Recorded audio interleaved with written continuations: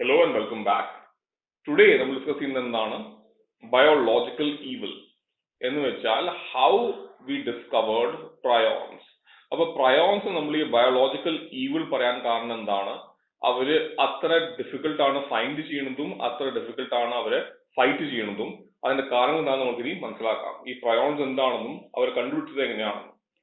അപ്പൊ ഒരു 70 വർഷം മുമ്പ് പാപ്പുവ ന്യൂ ഗിനി പറഞ്ഞിട്ടുള്ള ഐലൻഡില് അവിടുത്തെ ഫോറെ പീപ്പിളിൽ ഒരു വളരെ സ്ട്രേഞ്ച് ആയിട്ടുള്ള ഒരു ഡിസീസ് കണ്ടുപിടിച്ചു. അപ്പൊ അവർ അതിന് പേര് കൊടുത്തത് എന്തായിരുന്നു? കുരു എന്നായിരുന്നു, which means to shiver or to laugh. അവരുടെ ഭാഷയുടെ അർത്ഥം എന്താണ്? വിറയ്ക്കല് അല്ലെങ്കിൽ ചിരിക്കല്. അപ്പോ ഈ ഡിസീസിൽ എന്തൊക്കെ ഉണ്ടാവുന്നത്? ഇത് തുടങ്ങുന്നത് ഒരു വാക്കിംഗ് ഡിഫിക്കൽട്ടി ആയിട്ടാണ്. അപ്പോൾ ഒരാൾക്ക് ഈ ഡിസീസ് വന്നിട്ടുള്ള ആൾക്ക് നടക്കാനായിട്ട് ഇത്തിരി പ്രയാസം ഉണ്ടാവും. കുറച്ചായിട്ട് അത് ഈ കൈയും കാലിലത്തെ ഒരു വിറയായിട്ട് അത് മൂർച്ഛിക്കും, അതിന്റെ എഫക്റ്റ് കൂടും. അത് കുറച്ച് സമയം കഴിഞ്ഞാൽ ഈ പേഷ്യൻസ് ഇമോഷണൽ അവരുടെ കൺട്രോൾ അവരുടെ കുറച്ചായിട്ട് ഇല്ലാണ്ടായി തുടങ്ങും. അവർ കുറെ നേരം കരയും അല്ലെങ്കിൽ അവർ കുറെ നേരം ചിരിക്കും. അതുമായി അവർക്ക് കൺട്രോൾ ഉണ്ടാവില്ല. ലാസ്റ്റില് കംപ്ലീറ്റ് ബ്രേക്ക് ഡൗൺ ആണ് ഉണ്ടാവുന്നത്. അവരുടെ നോർമൽ ആയിട്ടുള്ള ഫങ്ഷൻസ് അവരുടെ ബോഡിയുടെ ഒക്കെ കുറച്ചായിട്ട് ഇല്ലാണ്ടായിട്ടാണ് അവര് മരിക്കുന്നുണ്ടായിരുന്നത്. അപ്പോ ഇത് വളരെ ഒരു സ്കേറി ഡിസീസായിരുന്നു അവിടുത്തെ ആൾക്കാർക്ക്. എന്ന് വെച്ചാൽ അവർ വിചാരിച്ചത് ഇതെന്തോ തരം ഒരു ബ്ലാക്ക് മാജിക് ആണെന്നാണ് അവരുടെ ഒരു ഐഡിയ ആർന്നത്. അപ്പൊ അവിടെ വെസ്റ്റേൺ മെഡിസിൻ വന്നപ്പോ അവരുടെ ഫസ്റ്റ് അസംപ്ഷൻ ആർന്നത് ഇത് ഒരു ഡിസീസ് ആണ്, അത് എന്തെങ്കിലും ഒരു വൈറസോ അല്ലെങ്കിൽ ബാക്ടീരിയ കാരണമാണ് അത് ഉണ്ടാവുക. പക്ഷെ പ്രശ്നം എന്തായിരുന്നു? അവര് മൈക്രോസ്കോപ്പില് ഈ ആൾക്കാരുടെ ബ്രെയിൻസും സ്പൈനൽ കോഡ്സും അവര് ഇൻസ്പെക്ട് ചെയ്തപ്പോ ഒന്നും കിട്ടിയില്ല. അതില് ഇൻഫെക്ഷന്റെ ഒരു സൈനും ഉണ്ടായിരുന്നില്ല. ഈ ആൾക്കാർക്ക് ഫീവർ അല്ലെങ്കിൽ വേറെ ഇൻഫെക്ഷന്റെ ഒരു സിംറ്റംസും ഉണ്ടായിരുന്നില്ല. അവരുടെ ഇമ്മ്യൂൺ സിസ്റ്റംസിൽ ഒരു തരവും റെസ്പോൺസ് ഉണ്ടായിരുന്നില്ല. അവിടെ നിന്നാണ് ഈ മിസ്റ്ററി പ്രോപ്പർ ആയിട്ട് സ്റ്റാർട്ട് ആയത്. ഇവരുടെ ബ്രെയിൻസ് വളരെ വേഗമാണ് ഡിജനറേറ്റ് ആയത്. എന്ന് വെച്ചാൽ കംപ്ലീറ്റ്ലി നോർമൽ ആയിട്ടുള്ള ഈ ബ്രെയിൻസ് കുറച്ച് കഴിഞ്ഞാൽ ഒരു കിച്ചണിൽ ഇരിക്കുന്ന ഒരു സ്പഞ്ച് പോലെ മാറും. അവർ ഷ്രിങ്ക് ആവും, അതിൽ കുറെ ഹോൾസ് ഉണ്ടാവും. അതിന്റെ കാരണം അവർക്ക് പിടികിട്ടുണ്ടായിരുന്നില്ല. കാരണം ബ്രെയിൻസിന്റെ ഉള്ളിലും ഒരു തരം ഒരു മൈക്രോ ഓർഗനിസമോ വൈറസോ ബാക്ടീരിയ അവർക്ക് കാണാൻ പറ്റുന്നുണ്ടായിരുന്നില്ല. വേറെ ഒരു കാര്യം അവർ കണ്ടത്, ആ സമയത്ത് തന്നെ വേൾഡിന്റെ ഓപ്പോസിറ്റ് സൈഡില് ഷീപ്പിന് ഒരു സ്ട്രേഞ്ച് ഡിസീസ് വന്നു തുടങ്ങി. അവര് ഈ സർഫസസിൽ എന്ന് വെച്ചാൽ ഒരു വാൾ അല്ലെങ്കിൽ ഒരു ഫെൻസിനെ അവരുടെ ബോഡി ഇങ്ങനെ സ്ക്രേപ്പ് ചെയ്തിട്ട് റബ്ബ് ചെയ്തിട്ട് അവരുടെ വൂൾ കളയാറുന്നു. അവരുടെ മേത്തുണ്ടായിരുന്ന വൂൾ ലെയർ അവര് കളയാറുന്നു. ഈ സ്ക്രേപ്പിംഗ് കാരണം അവരുടെ സ്കിൻ പൊട്ടി തുടങ്ങി, ബ്ലീഡിംഗ് ഉണ്ടായി തുടങ്ങി. പക്ഷെ അവര് സ്റ്റോപ്പ് ചെയ്യുന്നുണ്ടായിരുന്നില്ല ഈ action. They were not able to stop doing this. So they called the disease scrapie. And after some time എന്തുണ്ടാവുന്നു, ഈ ഡിസീസ് പ്രോഗ്രസ് ചെയ്തുകൊണ്ടിരിക്കുമ്പോൾ these sheep would also die. But in both cases, ഈ Papua new ഗിനിയിൽ ഉണ്ടാവുന്ന ഈ കേസസിലും ഈ ഷീപ്പിന് ഉണ്ടാവുന്ന കേസസിലും ഒരു symptom common ആയിരുന്നു. രണ്ട് കേസസിലും ഈ ബ്രെയിൻസ് വളരെ ബാഡ്ലി ഡിജനറേറ്റ് ആവാറുന്നു. സോ ഹിയർ നമ്മൾ കാണുന്നത് എന്താണ്? ലെഫ്റ്റ് സൈഡിൽ ഒരു നോർമൽ ഷീപ്പിന്റെ ബ്രെയിൻ ആണ്, റൈറ്റ് സൈഡിൽ ഈ സ്ക്രേപ്പി വന്നിട്ടുള്ള ഒരു ഷീപ്പിന്റെ ബ്രെയിൻ ആണ് കാണുന്നത്. ആ സെയിം ഏജ് ആണ് ഇവരുടെ. ഈ ഷീപ്പ് സെയിം ഏജിന്റെ ആണ്, പക്ഷെ ബ്രെയിൻ സൈസിൽ നല്ല ഡിഫറൻസ് വന്നിട്ടുണ്ട്. So this symptom was common to both kuru and scrapie. അപ്പോ അതിൽ നിന്ന് അതൊരു ക്ലൂ കിട്ടി. Both of these diseases were being caused by something very similar. പക്ഷെ ഇതിലെ ആക്ച്വൽ ഇഷ്യൂ ഇപ്പോഴും സോൾവ് ആയിട്ടുണ്ടായിരുന്നില്ല. കാരണം എന്താ? ലാസ്റ്റ് ഒരു 70-80 years ആയിട്ട് നമ്മളുടെ ബിലീഫ് എന്താണെന്ന് വെച്ചാൽ all infectious disease is being caused by protozoa or by bacteria or by viruses. അപ്പൊ ഇവിടെ കാണുന്നത് എന്താണ്? ഇത് നമ്മളുടെ പ്ലാസ്മോഡിയം വൈവാക്സ് ആണ്. എന്ന് വെച്ചാൽ മലേറിയ കോസ് ചെയ്യുന്ന പ്രോട്ടോസോവൻ ഓർഗനിസം ആണിത്. ഇത് ഒരു ബാക്ടീരിയ ആണ്. ഇത് ബാക്ടീരിയനെ ഭക്ഷിക്കുന്ന ഒരു തരം വൈറസ് ആണ്. ഇതിനെ ബാക്ടീരിയ ഫാജ് എന്നും പറയും. അപ്പൊ നമ്മളുടെ അണ്ടർസ്റ്റാൻഡിങ്ങിൽ ഏത് ഡിസീസ് ആണെങ്കിലും അത് അൾട്ടിമേറ്റ്ലി ഒരു പ്രോട്ടോസോവൻ അല്ലെങ്കിൽ ഒരു ബാക്ടീരിയ അല്ലെങ്കിൽ ഒരു വൈറസ് കാരണമാണ് ഡിസീസ് ഉണ്ടാവുന്നത് നോർമലി. അപ്പൊ അവർക്ക് DNA അല്ലെങ്കിൽ RNA ഉണ്ടാവും. പക്ഷെ ഈ കേസിൽ അങ്ങനത്തെ ഒന്നും ഉണ്ടായിരുന്നില്ല. They could not find any new DNA or any new RNA. അങ്ങനത്തെ ഒരു ട്രേസും ഈ ആനിമൽസിൽ അല്ലെങ്കിൽ ഈ ആൾക്കാരിൽ അവർക്ക് കിട്ടിയിട്ടില്ല. അത് മാത്രമല്ല, ഈ ഇൻഫെക്റ്റഡ് ടിഷ്യൂന് അവര് നന്നായിട്ട് UV ലൈറ്റ് അത് മാറ്റിച്ചു. അത് വളരെ കോംപ്ലക്സ് ആയിട്ടുള്ള കെമിക്കൽസ് തന്നെ സോക്ക് ചെയ്തു, വളരെ ഹൈ ടെമ്പറേച്ചറിൽ ചൂടാക്കി. അപ്പൊ നോർമലി നിങ്ങൾ ഇത് ചെയ്യുകയാണെങ്കിൽ ഏത് വൈറസ് ആണെങ്കിലും ബാക്ടീരിയ ആണെങ്കിലും പ്രോട്ടോസോവ ആണെങ്കിലും അതൊക്കെ ചത്തുപോകും, കംപ്ലീറ്റ്ലി നിഷ്ക്രിയമായി മാറും. ഈ കേസിൽ അത് ഉണ്ടായില്ല.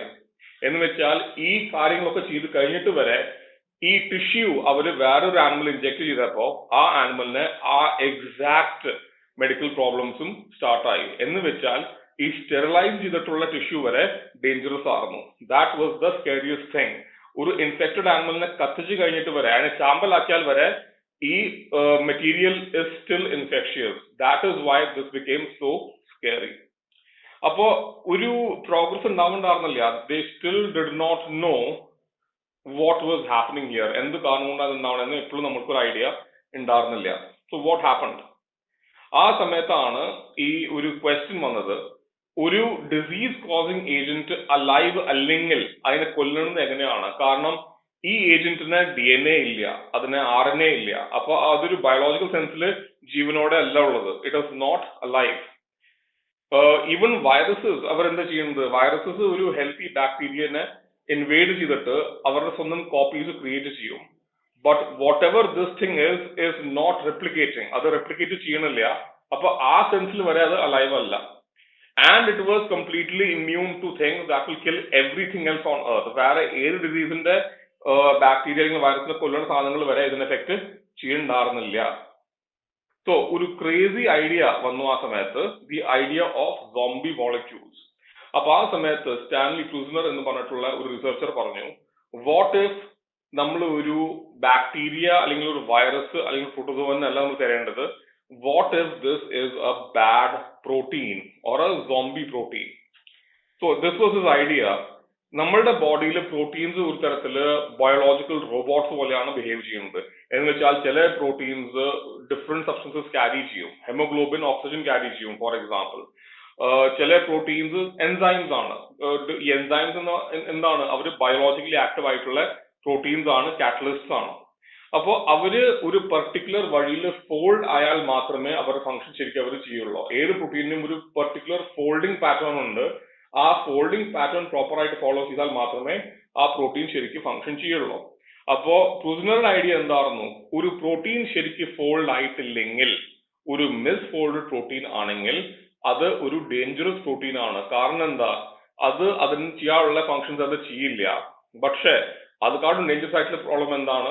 ഈ മിസ് ഫോൾഡഡ് പ്രോട്ടീൻ ഒരു നോർമൽ പ്രോട്ടീൻ മോളിക്യൂളിനെ ടച്ച് ചെയ്യുകയാണെങ്കിൽ ആ പ്രോട്ടീൻ മോളിക്യൂളും ഈ ഫോമിലേക്ക് തന്നെ വരും, അതും മിസ്ഫോൾഡ് ആവും. അപ്പോ ഇതൊരു റെപ്ലിക്കേഷൻ അല്ല. എന്ന് വെച്ചാൽ ഒരു പ്രോട്ടീൻ രണ്ട് പ്രോട്ടീനായി മാറല്ല ചെയ്യുന്നത്. ഒരു പ്രോട്ടീൻ മറ്റേ പ്രോട്ടീനെ കൺവേർട്ട് ആണ് ചെയ്യുന്നത്. എന്ന് വെച്ചാൽ നമ്മൾ പഴയ മൂവീസ് കണ്ടിട്ടില്ലേ, ഈ സോംബികൾ ഈ ആൾക്കാരെ കടിച്ചിട്ട് അവരും സോംബി ആക്കി മാറ്റുന്നത്. ഇവിടെയും സംതിങ് ലൈക്ക് ദാറ്റ് ഉണ്ടാവുന്നുണ്ട്. അപ്പൊ ഒരു മിസ്ഫോൾഡഡ് പ്രോട്ടീൻ ഒരു നോർമൽ പ്രോട്ടീനെ ഹിറ്റ് ചെയ്യുകയാണെങ്കിൽ ആ നോർമൽ പ്രോട്ടീൻ എന്താണ്? മിസ്ഫോൾഡ് ആവാണ് ചെയ്യുന്നത്. അപ്പോ ഈ ഡിസീസസ് മാമൽസിൽ പലതരത്തിലുണ്ട്. ഒരു ഏറ്റവും ഫേമസ് എക്സാമ്പിൾസിന്റെ മാഡ് കൗ ഡിസീസ് ആണ്. ഒരു 20-30 വർഷം മുമ്പ് UK വലിയ ഒരു പബ്ലിക് ഹെൽത്ത് ക്രൈസിസ് ഉണ്ടായിരുന്നു.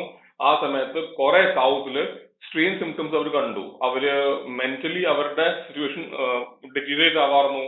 അവര് സർക്കിൾസിൽ വാക്ക് ചെയ്യുന്നുണ്ടായിരുന്നു. അവർ അഗ്രസീവ് ആവുന്നുണ്ടായിരുന്നു. അവർ കുറച്ചായിട്ട് പാരലൈസ് ആയിട്ട് ചാവാറുന്നു. അവരുടെ ബ്രെയിൻസ് ഇൻസ്പെക്ട് ചെയ്തപ്പോൾ അവർ കണ്ടുപിടിച്ചത് എന്താണ്? ആ ബ്രെയിൻസിൽ പ്രയോൺ ഇൻഫെക്ഷൻ ഉണ്ടായിട്ടുണ്ടെന്നാണ്. വേറൊരു എക്സാമ്പിൾ ഉള്ളതാണ് ക്രോണിക് വേസ്റ്റിംഗ് ഡിസീസ്. ഇത് ഉണ്ടാവുന്നത് കൗസിനല്ല, ഇത് കണ്ടുനോക്കുന്നത് നമ്മൾ വൈൽഡ് ഡിയറിലാണ്. അതിലും സിമിലർ സിംറ്റംസ് ആണുള്ളത്. അവർ വീക്കൻ ആവും, കുറച്ച് കഴിഞ്ഞാൽ അവരുടെ ബിഹേവിയർ ചേഞ്ച് ആവും, കുറച്ചായിട്ട് അവരുടെ സ്വാധീനം ഇല്ലാണ്ടാവും, അവരുടെ കയ്യും കാലത്തെ സ്ട്രെങ്ത് ഇല്ലാണ്ടായിട്ടാണ് അവർ ചാവുന്നത്. അത് മാത്രമല്ല, ഈ പ്രയോൺസ് നമ്മൾ ബ്ലീച്ച് യൂസ് ചെയ്തിട്ടോ അല്ലെങ്കിൽ ആന്റിസെപ്റ്റിക് യൂസ് ചെയ്തിട്ടോ അല്ലെങ്കിൽ ബോയിൽ ചെയ്തുകൊണ്ട് ഈ പ്രയോൺസ് ഡിസ്ട്രോയ് ആവില്ല. അപ്പോൾ ഇവരെ ബേൺ ചെയ്താൽ മാത്രമേ നമ്മൾക്ക് എന്തെങ്കിലും ഷോർട്ടി ഉള്ളോ ഇവരെ ഡിസ്ട്രോയ് ചെയ്യണതിന്റെ. അതും 100% റിലയബിൾ മെത്തേഡ് അല്ല പ്രയോൺസ് ഡിസ്ട്രോയ് ചെയ്യാനായിട്ട്. That is A concern. പിന്നെ ഏറ്റവും ഫേമസ് എക്സാമ്പിൾ എന്താണ്? കൂറു. അതിന്റെ ശാസ്ത്രീയമായ പേര് എന്താണ്? ക്രോയ്ഡ്ഫെൽറ്റ് യാക്കോബ് ഡിസീസ്. അപ്പൊ ഇതിലും ഉണ്ടാവുന്നത് സിമിലർ സിംറ്റംസ് ആണ്. കുറച്ചായിട്ട് നമ്മളുടെ മെമ്മറി ലോസ് ഉണ്ടാവുന്നു, നമ്മൾ കൺഫ്യൂസ് ആവുന്നു, നമ്മൾക്ക് സ്ഥലകാല ബോധം ഇല്ലാണ്ടാവുന്നു, കുറച്ചായിട്ട് നമ്മളുടെ ചലനം നിൽക്കുക ചെയ്യുന്നത്. ആൻഡ് ലാസ്റ്റില് കംപ്ലീറ്റ് കൊലാപ്സ് ആണ് ഉണ്ടാവുന്നത്. അപ്പൊ ഇതിനാണ് കൂറു എന്ന് പാപ്പുവ ന്യൂഗിനിക്കാർ പറയേണ്ടാറുള്ളത്. ഇതിന്റെ സയന്റിഫിക് പേര് എന്താണ്? ക്രോയ്ഡ്ഫെൽറ്റ് യാക്കോബ് ഡിസീസ്. പ്രയോൺ ഡിസീസസിനെ ട്രീറ്റ് ചെയ്യാനായിട്ട് നമ്മളുടെ കയ്യിൽ ഈ സമയത്ത് എഫക്റ്റീവ് ആയിട്ടുള്ള ഒരു ട്രീറ്റ്മെന്റും ഇല്ല. ഇത് ഇൻഫെക്ഷൻ സ്റ്റാർട്ട് ആയി കഴിഞ്ഞാൽ ഇതിനെ നിർത്താനുള്ള വഴി നമ്മളുടെ കയ്യിൽ ഇല്ല. So that is why prions are so scary. എന്ന് വെച്ചാൽ അവരെ ട്രീറ്റ് ചെയ്യാൻ പറ്റില്ല, ആ ഇൻഫെക്ഷൻ സ്റ്റോപ്പ് ചെയ്യുന്നത് എളുപ്പമല്ല. അത് മാത്രമല്ല, ഈ ഇൻഫെക്ഷൻ കോസ് ചെയ്യുന്ന ഈ മിസ് ഫോൾഡഡ് പ്രോട്ടീൻസ് ഡിസ്ട്രോയ് ചെയ്യുന്നതും ഒരു എളുപ്പമായിട്ടുള്ള കാര്യം അല്ല. ഈ പ്രയോൺസ് വളരെ വളരെ സ്റ്റേബിൾ ആണ്. അവരെ ചൂടാക്കിയാലും അവരെ കെമിക്കൽസ് കൊണ്ട് ട്രീറ്റ് ചെയ്താലും അവർ എളുപ്പത്തിൽ അവര് ചേഞ്ച് ആവില്ല. So here are some previous year questions. അപ്പൊ അവർ ചോദിച്ചു നോക്കുന്നത് എന്താണ്? This is not a prion disease. അപ്പൊ നമ്മൾ കണ്ടുപിടിക്കുന്നത് എന്താണ്? ഈ 4 ഓപ്ഷൻസിൽ പ്രയോൺ ഡിസീസ് ആവാത്തത് ഏതാണെന്നാണ്. അപ്പൊ നമ്മളിപ്പോ പഠിച്ചു സ്ക്രേപ്പി ഉണ്ടാവുന്നത് ഷീപ്പിലാണ്, അതൊരു പ്രയോൺ ഡിസീസ് ആണ്. Bovine spongiform encephalopathy, that is a different name for mad cow disease. അപ്പൊ that is the scientific name for mad cow disease. അപ്പൊ ഇതും ഒരു പ്രയോൺ ഡിസീസ് ആണ്. Creutzfeldt-Jakob disease നമ്മളിപ്പോ ഡിസ്കസ് ചെയ്തു, that is the scientific name for Kuru, right? So option എന്താ ബാക്കിയുള്ളത്? ഒരു ഓപ്ഷൻ ബാക്കിയുള്ളൂ, Lewy body dementia. That is not a prion disease. അടുത്ത question. Neurodegenerative diseases such as mad cow and Kuru are caused by infectious particles known as coronavirus, viroid, retrovirus, prions. So correct answer എന്താണ് ഇതിൽ?